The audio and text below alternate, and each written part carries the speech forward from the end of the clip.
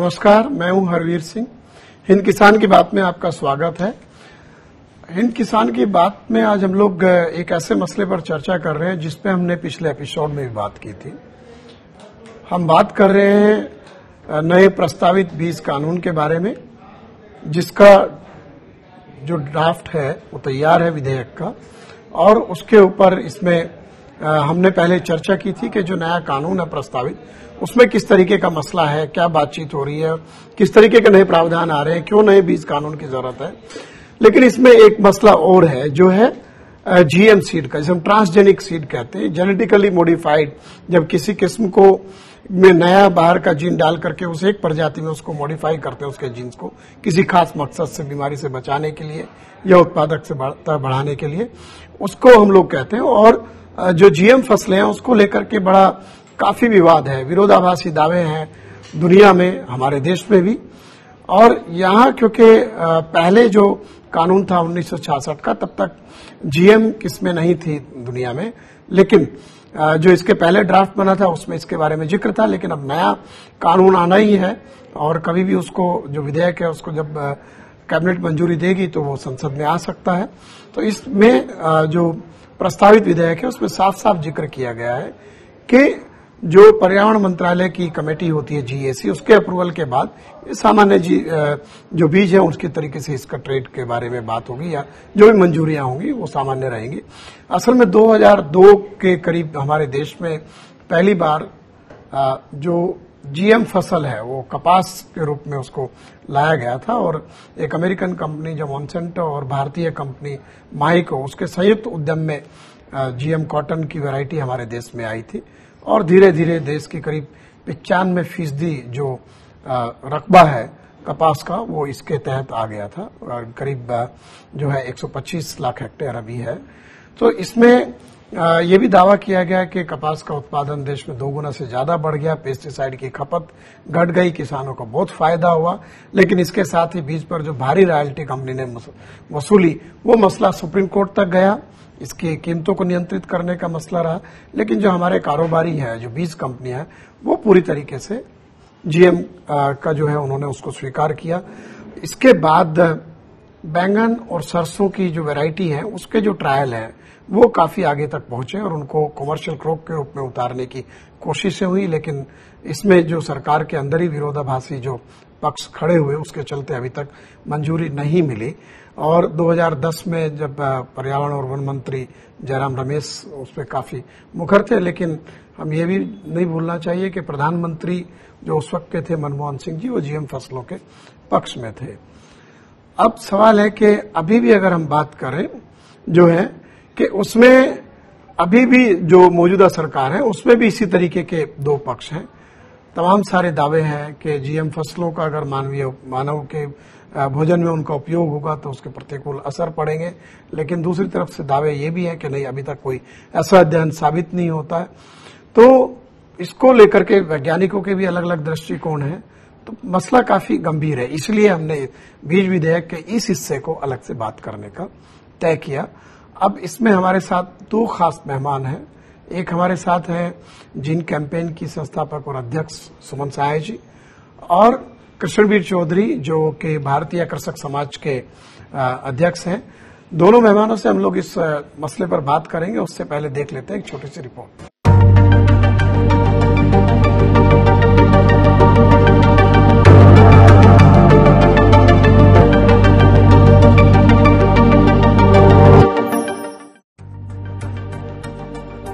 नया बीज विधेयक 2019 चर्चाओं के घेरे में है।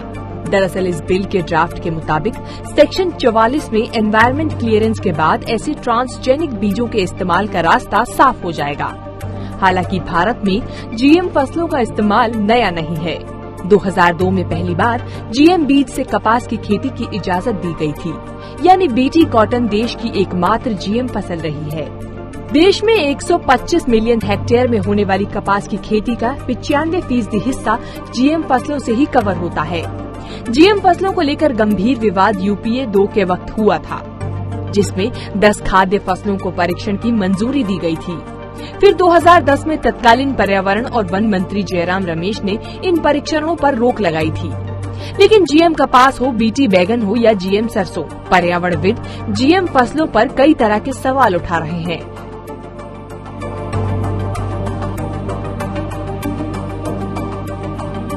वो कहते हैं कि जीएम फसलें मानव उपभोग के लिए ठीक नहीं। जीएम फसलों के जरिए बीजों के मामले में भारतीय किसान विदेशी कंपनियों पर निर्भर हो जाएंगे। Cultivation of genetic modified food crop नाम से संसदीय समिति ने कहा कि जीएम फसलों के इस्तेमाल के बाद किसानों की आर्थिक सामाजिक हैसियत में कोई बदलाव नहीं आया है। बीटी कॉटन से किसानों के बीच अधिक लागत वाली खेती को ही बढ़ावा मिला है। निवेश बढ़ने से किसानों के ऊपर कर्ज बढ़ने की आशंका बढ़ी है। सीमांत और छोटे किसानों की हालत कमजोर हुई है। हालांकि 19 जुलाई 2019 को सरकार ने कहा कि इस बात का कोई साक्ष्य नहीं कि ये फसलें मानव उपभोग के लिए ठीक नहीं हैं। हालांकि तर्क जो भी हों, लेकिन सच्चाई यही है कि ट्रांसजेनिक बीजों को लेकर पर्यावरणविदों की चिंता अभी भी बरकरार है। Bureau report, Swaraj express.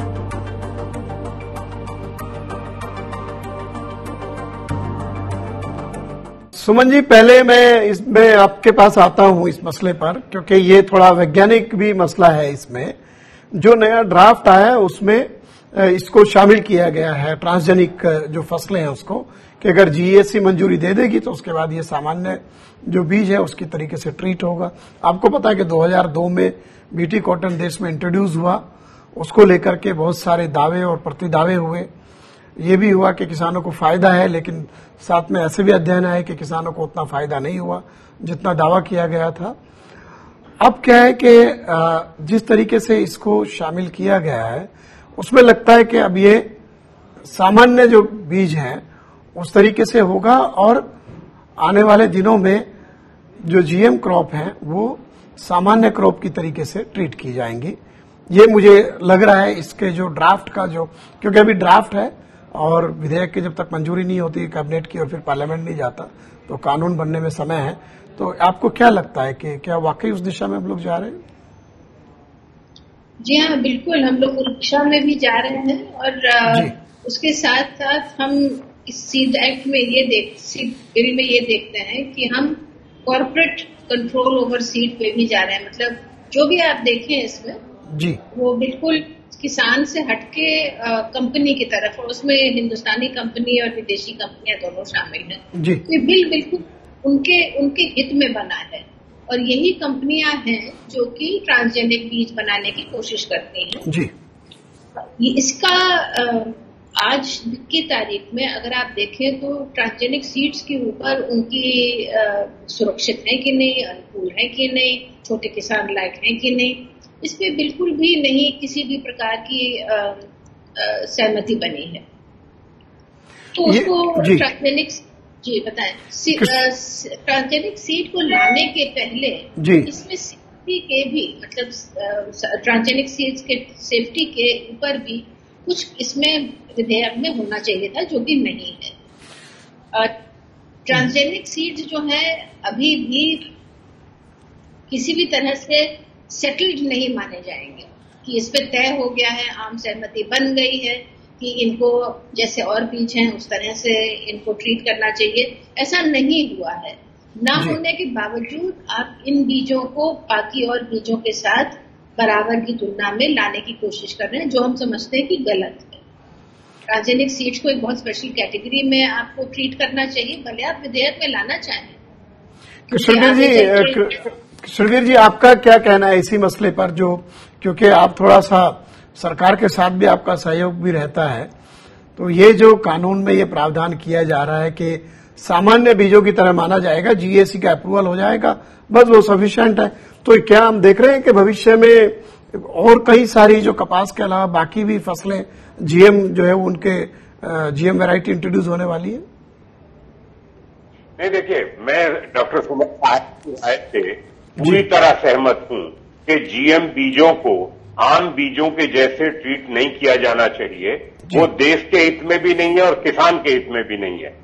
अभी तक का जो अनुभव रहा है, आपने बीटी कपास जो इंट्रोड्यूस की गई उसका सारा इतिहास आपने बता दिया, लेकिन अभी आखिर में जिस तरीके से हर्बिसाइड टॉलरेंट जो एचटी कॉटन को इलीगल तरीके से इन कंपनियों ने पूरे देश में फैलाने की साजिश की है। इससे पहले इनका जो बिहेवियर रहा है अनऑथराइज तरीके से, इंडियन पेटेंट एक्ट को इन्होंने नहीं माना, 8,000 करोड़ रुपए से ज्यादा की टेक्नोलॉजी रॉयल्टी फीस के नाम पर किसानों से लूट मचाई इन्होंने।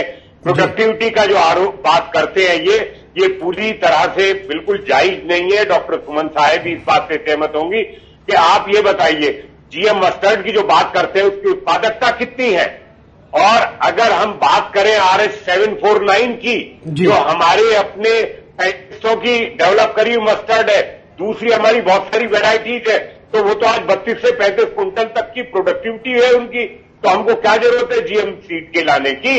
और जहां तक बीटी ब्रिंजल की बात आपने बहुत सही कहा, देखिए बैंगन जो है उसका मेडिसिनल यूज भी कंट्री में होता है। सरकार को समझना होगा कि जीएम सीड जो सारा खेल है वो सिर्फ और सिर्फ इंटेलेक्चुअल प्रॉपर्टी रिजीम में हमारी वैरायटी को कैप्चर करने की साजिश है। आईपीआर में फंस जाएंगे। डॉक्टर सुमन साहेब ने सही कहा है, ये पूरा लूट है और ये टेक्नोलॉजी के नाम पर पूरा किसानों के साथ जो है ये रॉयल्टी की लूट का धंधा है। मैं इसे बिल्कुल पूरी तरह सहमत हूं, इसमें कोई दो राय नहीं। और जो किसानों की अपनी वैरायटीज क्रॉस पॉलिनेशन से बर्बाद होंगी उसके मुआवजे की कोई व्यवस्था नहीं है। अब आप एक बात बताइए, $5 बिलियन की अभी पेनल्टी मोंसेंटो के खिलाफ जो अभी हुआ है ना, एचटी के खिलाफ ही हुआ सारा कुछ जो है, तो ये सब चीजें जो है सरकार को बहुत माइन्यूटली जो है गहराई के साथ जो है समझनी होगी, और इस तरीके से खुल के पूरी तरह ये करना ठीक नहीं है।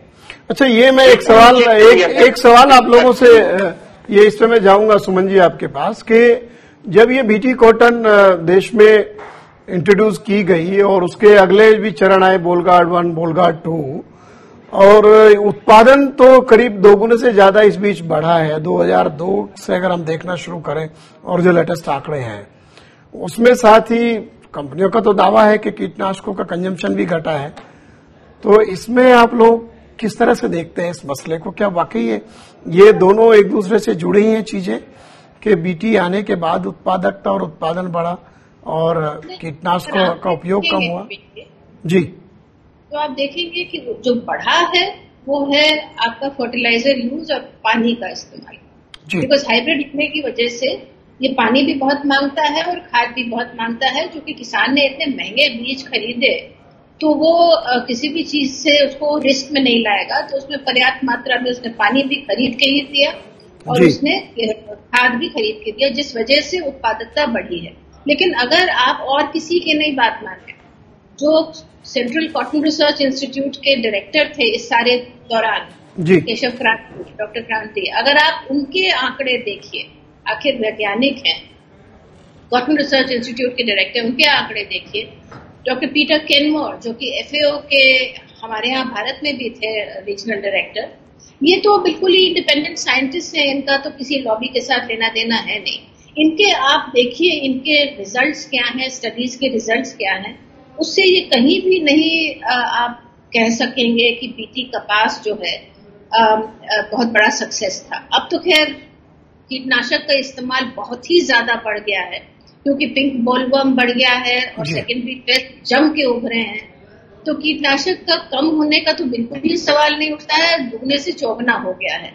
और इस बीटी कपास का जो कल्टीवेशन का कॉस्ट है वो किसान को बहुत भारी पड़ता है, जिसका कि वो उतना मुनाफा कमा नहीं पाता है। आखिर आपका मुनाफा इनपुट कॉस्ट के बाद ही तो जोड़ा जाएगा। जब आप बेतहाशा पानी में खर्च कर रहे हैं, खाद में खर्च कर रहे हैं और चीजों में खर्च कर रहे हैं, तो वो आपके मुनाफे में घटाई तो होती है। लेकिन हम इस बिल के ऊपर वापस जाते हैं, ट्रांसजेनिक्स को लेके बिल में क्या है, बहुत आपत्तिजनक चीजें हैं। जैसे कि आपने सही कहा अभी जी कि इसको बिल्कुल सामान्य रूप से सोचा जा रहा है कि जैसे वो बीज वैसे ट्रांसजेनिक बीज। ट्रांसजेनिक बीज में कहीं भी आपने ये रिक्वायरमेंट नहीं रखी है कि इसके जो पेरेंट्स हैं, आखिर ये भगवान जी के यहाँ से तो नहीं उतरा है, ये किसानों को बीजों में से, पब्लिक सेक्टर बीजों में से ही तो इसकी ब्रीडिंग होती है। हर बीज की इस तरह से होती है, ट्रांसजेनिक की भी इस तरह से होती है।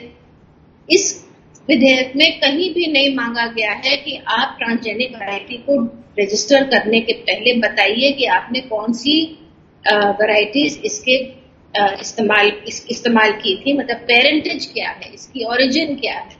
और ये इसलिए किया जाता है कि जब आप किसान के बीज और पब्लिक सेक्टर के बीज इस्तेमाल करते हैं तो आप उसको बिल्कुल छिपाना चाहते हैं, क्योंकि उसमें फिर बेनिफिट शेयरिंग का सवाल उठता है, जो कि आप किसी को पैसा देना नहीं चाहते हैं। आपत्तिजनक ये भी है कि लायबिलिटी और कॉम्पेंसेशन का मसला इसमें बहुत चालाकी से किसी और के ऊपर थोप दिया गया है। आपने इसमें कहा है कि अगर बीज खरे नहीं उतरे, हमने कहा 90% होगा, हमने कहा, कंपनी ने कहा ये होगा वो हो गया, और वैसा नहीं हुआ, तो किसान को दौड़ा दिया गया है कंज्यूमर कोर्ट में। क्यों साहब? आपके बीज हैं, आप रजिस्टर्ड हैं इस कानून के तहत। इस कानून के तहत एक कोई सुविधा होनी चाहिए जहां पे कि कॉम्पनसेशन होता है। और इसके साथ साथ अगर आप ट्रांसजेनिक वैरायटीज को देखें जी, तो इनकी जो रजिस्ट्रेशन है इसमें और इनकी एक्सपोर्ट है, जो भी इसके साथ जो ट्रेड है या लोकल सीड सेल है, जो भी है, उसमें सर्टिफिकेशन की मांग हम लोग जब से 2004 में आया था, ये कानून का विधेयक भी कोई नया नहीं है, उस तब से मांग है कि आप कुछ सर्टिफिकेशन मांगे इन सीड कंपनी से, जी, जो कहता है कि इसमें जीन यूज रिस्ट्रिक्शन टेक्नोलॉजी, इसको टर्मिनेटर टेक्नोलॉजी की तरह से समझा गया था पब्लिक में, कि इसमें ये नहीं हो। कृष्णवीर जी, जो अभी सुमन सहाय जी ने कहा, एक तो मैंने जैसे जिक्र किया कि देश में कितना उत्पादन बढ़ गया है बीटी आने के बाद, कपास का कितनी उत्पादकता बढ़ी है, उसके ऊपर उन्होंने अपनी बातें रखी। और एक पॉइंट उन्होंने जो यहाँ पे रेज किया है कि जो इस विधेयक में ये कहीं उसमें जिक्र नहीं है कि सामान्य बीजों की तरह मान करके कि इसका पेरेंट कहाँ से आया है, आपने पब्लिक सेक्टर सिस्टम से लिया है या किसी प्राइवेट से लिया है, तो वो जो चेन है उसको कनेक्ट करता हुआ कोई भी इसमें डिस्क्लोजर करने की बात इसमें नहीं है। इसके ऊपर आपका क्या मानना है? देखिए, ये बात तो सही कही है कि अभी इसमें प्रावधान जो है पेरेंट्स की बात जो है उसमें डिस्क्लोजर करना चाहिए, इसमें कोई दो राय नहीं। एक बात आपने कहा कि कपास का उत्पादन बढ़ा है जी, कपास का उत्पादन बढ़ा के इस देश में कपास का क्षेत्रफल बढ़ा। अगर हम उत्पादकता की बात करें तो डॉक्टर क्रांति, जो कॉटन सेंट्रल रिसर्च इंस्टीट्यूट के डायरेक्टर रहे हैं, काम किया, किसान को आर्थिक रूप से क्या मिला? एरिया बढ़ा, एरिया बढ़ेगा तो उत्पादन बढ़ेगा। लेकिन जब हम उत्पादकता की बात करते हैं तो जिस समय 2005-6 में जो था 5% था एरिया बीटी कॉटन का, उस समय उत्पादकता 471 किलो थी और आज वो 482 किलो है, जबकि 95% के करीब एरिया इसमें हो गया है बीटी का कंट्री के अंदर।